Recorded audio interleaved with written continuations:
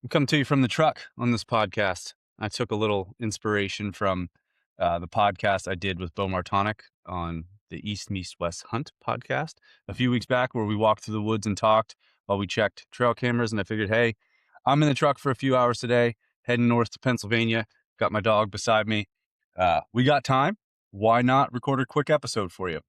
And I want to talk to you about using lifting straps, using belts, all that kind of stuff. When's it appropriate? When is it not? And this is based on a question that I got from one of our Pathfinder members. He asked me, he said he used to use all that stuff in college a lot and noticed he could use more weight, all of that kind of stuff. Is it something that we should use now? And if so, when should we?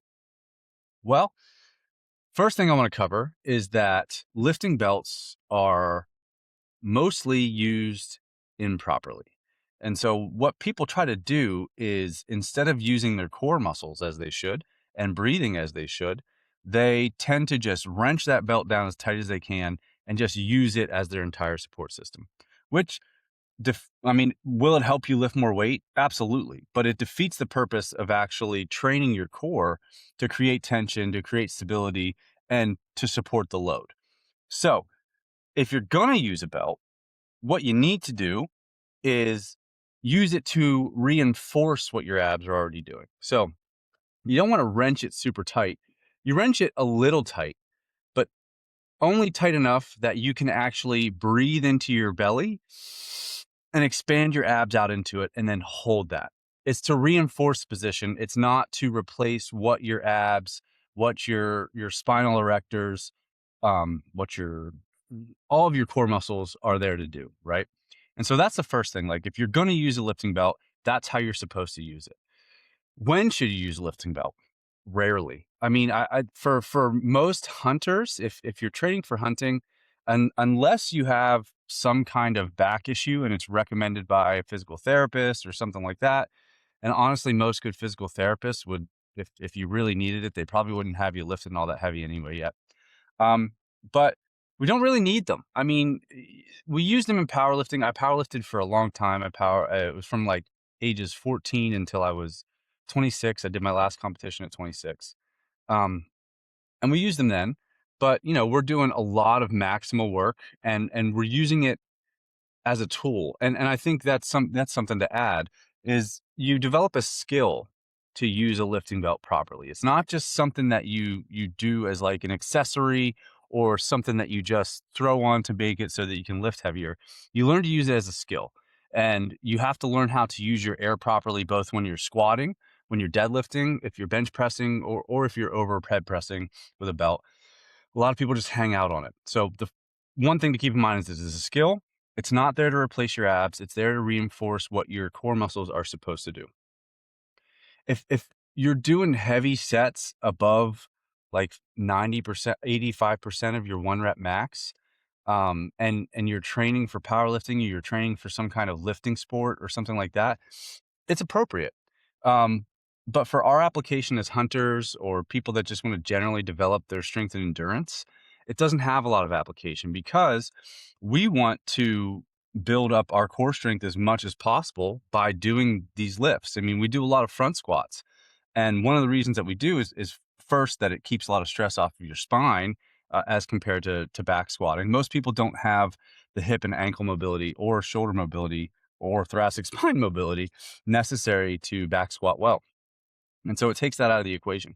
The second thing it does is it gives your anterior core, your abs, all of that kind of stuff, a lot of juice, and it makes them really strong. And so we don't want to take that away from our abs. We want to give our abs the opportunity to build that strength. So like I said, yes, you use it as a skill, but it takes away your opportunity to develop ab strength to the point that you need to.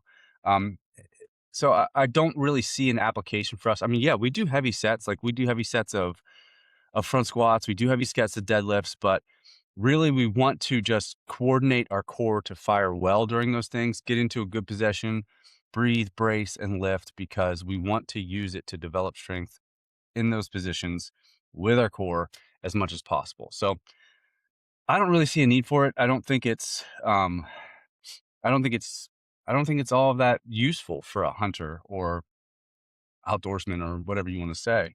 I think it's something that you can just leave at home. I don't think you need it. Now, what about lifting straps, things like that? Well, if your grip strength is a really big limiting factor, first thing you need to develop your grip strength. I mean, we do a lot of carries and things like that that will improve your grip strength. Um, but if it is a really big limiting factor for you and you need to do some sets that are heavier, then it might be okay to use some lifting straps on things like RDLs or things like that. Even heavy rows from time to time. I don't see it as a big a deal, but you really do need to focus on bringing your grip strength up if you're having trouble with that. Another place that it could be applicable, especially if, I mean, not even necessarily if your grip strength is poor, but if you're doing really high rep sets and you want to be able to get through the sets and give your train your musculature as well as you can if your grip is a limiting factor or if it's not a limiting factor. But if you want to get into your muscles as much as you can and potentially use higher weight that allows you to get into uh, your reps in reserve better, that's a great place to do it, is to use them then, right? Where you don't want to use them is on carries or anything like that, because one of the points of carries is training your grip strength. And grip strength is important. We know it correlates really well to longevity, to musculoskeletal health, all of those kind of things. So some guy has a big exhaust pipe on his Subaru. That's what, I don't know if you're hearing that or not, but it's kind of annoying. Um, yeah, so I mean, we don't want to use it for anything other than that. So if you have a limiter with grip strength and you're doing a heavy set or you're doing a really high rep set and you want to be able to train your muscles to the point that you need to, then it's fine. Go ahead and use the straps, but don't rely on them too much. Really do the other work to develop your grip strength at the same time. And I think they're fine in that application. Another question he asks is about the crossover grip. Like if you're deadlifting and you want to use a crossover grip and things like that. I like people to avoid it as much as possible, and use the double overhand grip and make their grip stronger. That said, if you're into a heavy set and you need to use it, go ahead. Here's the thing. You need to alternate your grip every set. It's gonna feel awkward. If you're right-handed, typically you put your right hand over and your left hand in it, like right hand pronated, left hand supinated. So that'll be left hand underhand grip, right hand overhand grip. Um, but you need to alternate because you will start to develop imbalances in your hips and in your lower back. I can tell you from direct experience that happens because I used to do a lot of deadlifting when I was younger. It was like my main goal for a handful of years was, well, not a handful, for 3 years was to push my deadlift up over 600. I did that.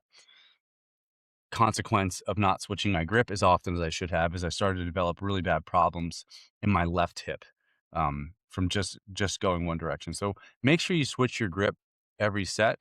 But if you need to do heavier sets or even high rep sets and you want to switch your grip, go ahead. Just make sure you balance it out. It's really important that you do that because trust me, you will pay for it eventually. Like these kind of things are cumulative. It's not something that's typically going to get you in one session or anything like that. But over time, if you continue to do that, you will start to, I mean, you will adapt to it, right? So what your body wants to do is adapt, and you've given it the stimulus to say, well, this is how we solve this problem. This is how we do it. And so you limit your options for solving the problem because you go through the same direct pathway with your musculature each time. And we need to maintain options. So switching your grip is really important, both for also developing your grip as much as possible, not just, protecting your hips and back. So go ahead and switch your grip if you want to. Just make sure that you're alternating each time if you need to. And if you're using a weight that you don't need to switch your grip and you can double overhand it, go double overhand. But if you're getting heavier, one of the things that is good about switching your grip or using straps is it will protect your back. Because if you watch someone who's losing their grip, the first thing that happens is your body tries to simplify the system, right? So it tries to get into a position where it can manage that because it's starting to lose leverage. So you see people round their back and shoot their hips forward, which isn't a great position to be in, both from a lifting standpoint, you're just not as strong there, and you could hurt your back. It'd be easy to herniate a disc or do something silly in that position, especially if you're going there frequently. Um, so definitely, if you need help with your grip, flip it, use the straps, but just definitely also develop your grip strength in the process. Um, let's answer one more. I got a question about reps in reserve. and how to find them. So reps in reserve is the way that we uh, program intensity for our lifts, right? So reps in reserve means how many reps would you have left over after a set using a given weight. And so let's say that your program sets of 5 with 4 reps in reserve. For those sets of 5, you would use a weight that you could likely get for 9 reps. Okay. So this is a skill to develop for one. And it takes some time to get it. It's if you're a person that's been at 10 before and you've pushed yourself so hard that you've been at 10, you kind of have a better barometer for what reps in reserve feels like. But it's something that you have to play with. And one way that you can do it, even if it's outside of programming, is grab a weight that's maybe too heavy and do it and see how many reps you have left. And you're like, okay, well, I really, really only had 1 left. So I know what that feels like. And that's, with this weight. So if I go back down to here, I can maybe find what 3 or 4 reps in reserve feels like. Sometimes it's trial and error.